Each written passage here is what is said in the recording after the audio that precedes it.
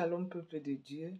Vraiment grande est ma joie. J'aimerais témoigner des merveilles du Seigneur dans ma vie et encourager un frère ou une sœur qui est à l'attente d'une promesse du Seigneur de persévérer. Le Seigneur ne ment pas et il tient toujours à ses promesses.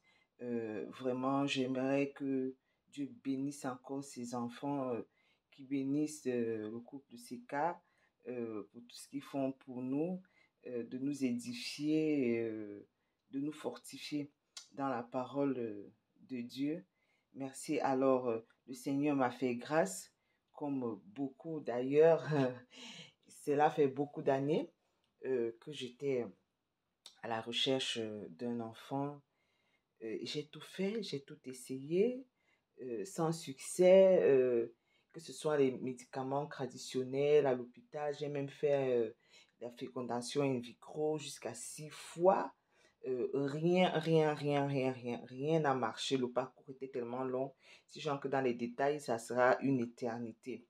Et voilà, je me suis mariée, mon mari et moi. Bon, lui n'avait pas de problème, le problème était chez moi. Tant d'opérations, des interventions chirurgicales que j'ai reçues, il n'était plus possible que je fasse d'enfant. Mais le Seigneur n'a pas dit un dernier mot.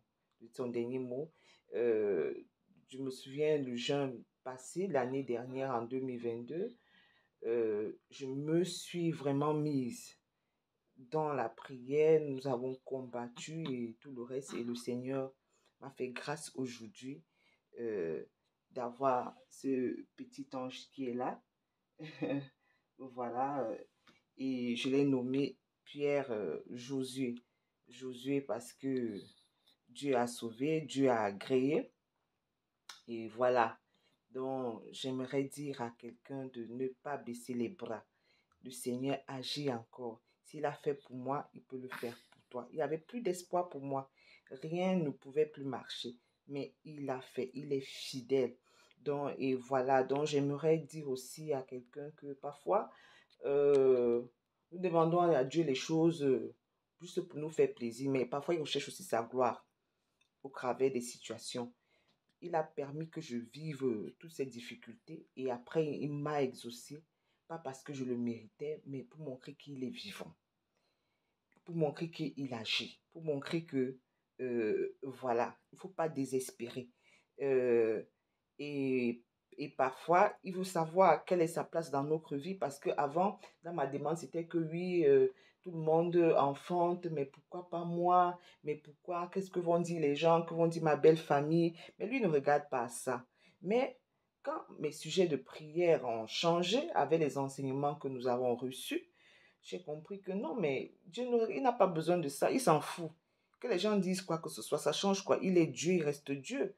Mais c'est Seigneur, permets-moi de la voir afin de glorifier ton nom. Qu'on sache aussi que ceux qui te louent, ceux qui te cherchent, peuvent, n'est-ce pas, avoir toutes choses parce que tu es un Dieu d'abondance, tu es le Dieu des richesses, tu es le Dieu de la fécondité.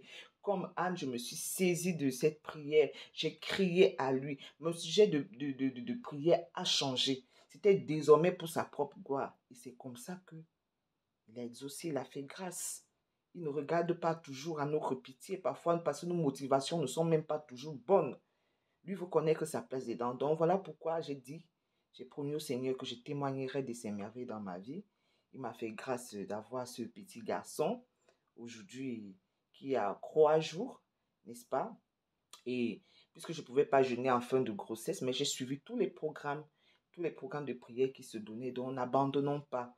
Le Seigneur est là, il est vivant. Merci, que Dieu vous bénisse.